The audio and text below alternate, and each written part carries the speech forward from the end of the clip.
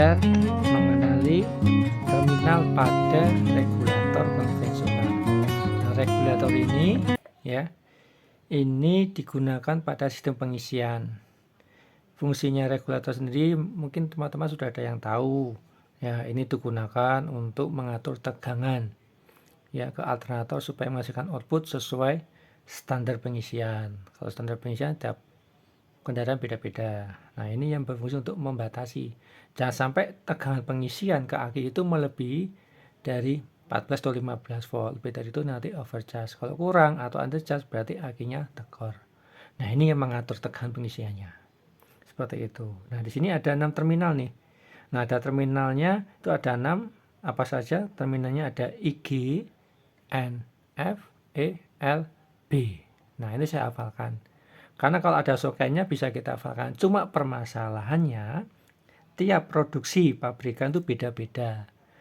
Warna kabelnya tidak sama, sehingga kita tidak bisa menghafalkan warna kabelnya atau posisi soket kalau soketnya masih ada. Kadang-kala soketnya beda-beda letak posisi terminal ini, sehingga kita harus mencari tahu terminal ini aja. Nah, ini ada caranya seperti itu. Nah, untuk caranya ya, yuk kita belajar langsung ya. Nah, ini teman-teman, ini isi dari regulator konvensional. Ini untuk pengisian alternator konvensional. Ya. Nah, di sini ada 2 kumparan. Ada yang kumparannya banyak, ada yang lilitan kumparannya sedikit. Nah, kalau kita lihat dari wiring diagramnya, ya, ada 2 kumparan. Kumparan voltage relay sama voltage regulator. Ciri-cirinya untuk voltage relay itu kumparannya lebih banyak. Kalau yang lebih sedikit berarti punya voltage regulator. Atau cara lainnya adalah ini. Di bagian bawahnya, ini yang hijau ini namanya resistor. Ini dari kawat, ya, lilitan kawat. Nah, kalau di bawahnya ada hijau ini ada lilitan kawat. Nah, bagian atasnya ini dapat dipastikan punya voltage regulator. Seperti itu. Nah, kemudian kalau teman-teman lihat ya di wiring diagramnya, ya, itu ada istilah PL1, PL0, PL2, atau P1, ada P0, ada P2. Nah, untuk membedakan mana PL0 atau P0 itu PL0 atau angka 0 itu pasti di bagian tengah ini. Ini tengahnya berarti P0-nya, ini P0-nya. Cuma perasaannya kalau PL0 berarti punyanya regulator, berarti bagian tengah ini. Ini PL0 dan yang ini P0 seperti itu. Ya. Nah, pada kondisi standar nih ya teman-teman, kalau kita lihat dari wiring diagramnya, P0 itu pasti nempel di PL1. Nah, dapat dipastikan ini adalah PL1. Ini ya, PL0 nempel PL1. Ini bebas. Ini pindah, ini enggak. Ya. Nah, P0 pada kondisi standarnya dia itu harus nempel ke P1. Itu nggih, ke P1. Nah, mana P1-nya? Ya kita lihat kalau di wiring diagram P1 itu dia langsung dapat ngeground. Nah, ini ada 2 kelingan ya. Ini kelingan di sini. Ini teman saya lihat nih, kelingannya di sini. Terus kalau ke bawah tembusannya sini. Nah, ini berarti pasar keling untuk ke groundnya. Nah, berarti ini punyanya P1. Nah, ini P2. Itu caranya untuk mengenali kontak plate pada regulator. Istilah PL1, PL0, PL2, P1, P0, P2. Nah, sekarang kita cari tahu ya. Untuk mengenali terminal apa saja di sini. Caranya begini, kita cari yang paling mudah dulu.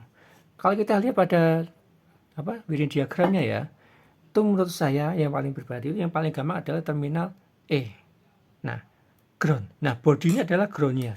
Dapat dipastikan berarti terminal E ini adalah di sini. Ini nge-ground. Dia warnanya apa?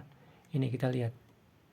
Ya, dia warnanya putih strip hitam. Kita nyebutnya yang warna dominan dulu paling banyak, yaitu yang putih. Yang warna kedua adalah hitam. Nah, berarti dapat dipastikan ini putih strip hitam berarti punyanya E. Kita udah dapat, gitu kan? Nah, itu cara gampangannya.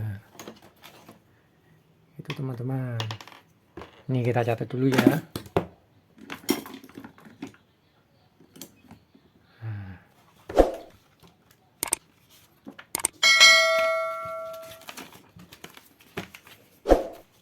Ya,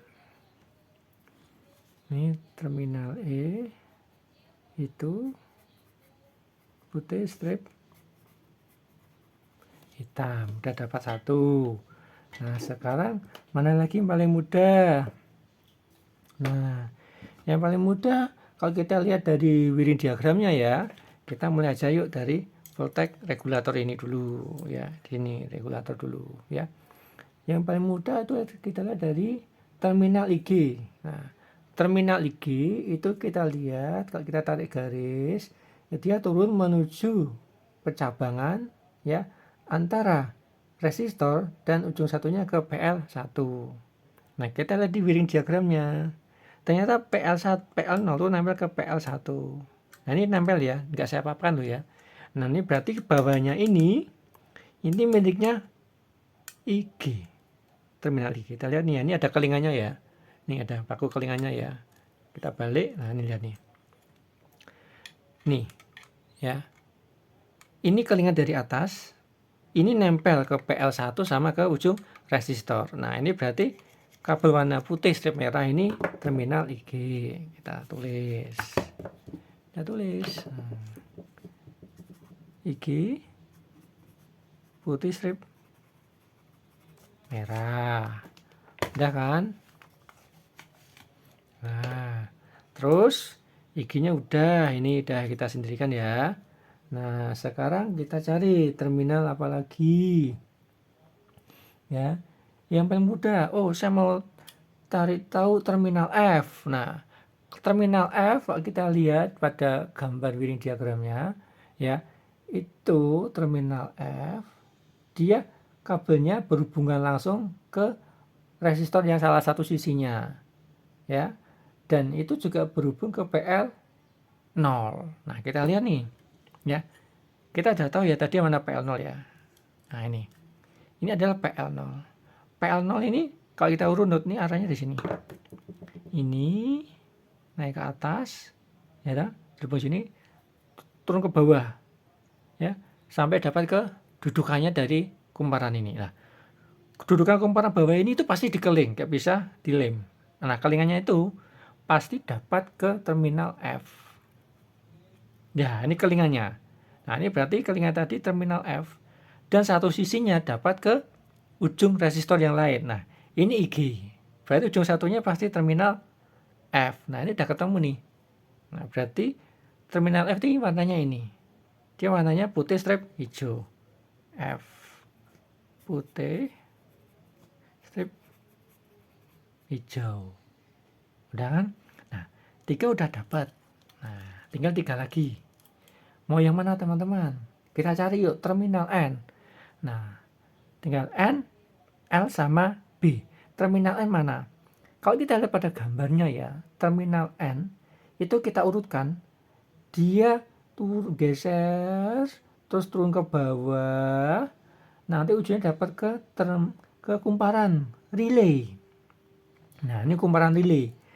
Ini relaynya ada 2 ujung ya, satu di sini, ini lihat nih ya, kalau teman lihat ini ada kawatnya, ini sini, satu ke sini, satunya lagi ke sini ya. Ini kita lihat ini apa ini? Nah, ini ground ya, ini ground. Berarti yang satu ini punya terminal apa teman-teman? Ya, ini terminal N. Loh, kok bisa? Ya, karena voltage relay kalau kita di diagramnya satu ujung ke ground, satu ujungnya ke terminal N. Nah, yang satunya ini ground, berarti satu ujungnya ini terminal N. Udah ketemu N-nya. Gitu ya, terminal N-nya tuh warna putih strip biru. N-nya sudah ketemu. Tinggal 2 ini ya, 2 ini. Nah, apalagi yang paling mudah menurut saya adalah terminal B. Kita lihat terminal B di wiring diagramnya. Terminal B itu kita urutkan, dia geser ke kanan, naik, terus geser ke kanan lagi, kemudian dia turun, dia dapat ke P2. Kita lihat ya, ini masih ingat tadi yang di awal ya teman-teman, P0 itu sejak standar utama awalnya dia harus nempel ke P1. Ini P1, dia harus nge-ground. Dan kalau ini P1 berarti ini P2. Lah, B2 itu kan terhubung langsung dengan terminal B. Ya, ini terminal B. Ini P2-nya. Dan ini P2, ini P0, P1, pasti ini P2. Nah, P2 ini ada kelingan ini, ada paku keling ini, mana nih? Nah, ini ada paku keling ini. Paku keling ini kalau kita balik, nah ini ada kabel. Berarti kabel warna putih. Berarti B itu adalah kabel warna putih. Putih polos. Nah, ini terminal B. Berarti satu ini pasti terminal L. Putih kuning. Lah, kalau misalkan kita cari tahu yang L dulu, gimana caranya? Kita lihat. L itu ya, kalau kita urutkan, itu di wiring diagramnya dia dari lampu pengisian turun ke terminal E, turun dia bercabang. Cabangnya ada 2. Ya, satu ke voltage regulator, satu ke terminal P0. Ya, kita lihat tadi ya, ini adalah P0. Ya, di bagian tengah itu pasti P0. Nah, P0 kan ini kita tarik sini, terhubung ke atas, ya, sini, turun ke bawah, dapat dudukan dari voltage relay. Dapat dudukannya. Dudukan itu ada kelingnya. Lah, keling itu ada kabelnya enggak? Nah, ini ada kabelnya. Di keling ada kabelnya. Lah, kabelnya mana? Ini, ya. Warnanya putih strip kuning. Nah, ini terminal L. Nah, itu cara mengenali terminal pada regulator. Jadi, apapun warna kabelnya, kalau kita lihat dari kondisi bagian bawah ini dengan bagian atas ini, kita mudah mengenali terminal apa saja di situ. Walaupun nanti dio acak-acak soketnya lah, sekunnya yang cewek ini dibolak-balik pada soketnya, kita nggak masalah selama kita mengetahui dasar menentukan terminal pada regulator. Nah, teman-teman, itu cara mengenali terminal pada regulator. Ya, ada terminal E, I, G, F, N, B, dan L. Dan pesan saya ya, setiap pabrikan kabelnya beda-beda. Saran saya, mending jenengan Anda teman-teman ini semua cari satu persatu seperti ini saya ajarkan. Ya. Nah, apabila ada pertanyaan, monggo silakan ditanyakan pada kolom komentar. Dan jangan lupa ya, klik like dan subscribe. Karena kedepannya nanti ada banyak ilmu yang akan jenengan dapatkan. Semoga ini bermanfaat buat teman-teman semua. Itu dari saya. Dan satu pesan buat saya, untuk teman-teman ya. Pesan saya, jangan sekali-sekali nih ya, teman-teman nih ngotak-ngatik ini.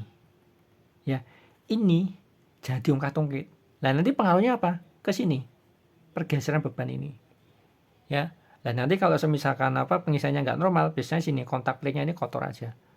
Dibersihkannya udah cukup. Ya, nggak usah di-setel. Karena kalau di-setel ini harus wajib mesin nyala. Takutnya apa? Takutnya nanti tegangan dihasilkan itu bisa lebih dari 15 volt. Itu bahaya, overcharge nanti. Karena setahu saya itu kalau tegangan itu antara 12,6 sampai 13,6 volt ya. Nah, pengisian itu paling tidak antara 14 sampai 15 volt. Lebih dari ini ya udah overcharge. Sekian dari saya. Kalau ada salah kata saya mohon maaf. Sekian dan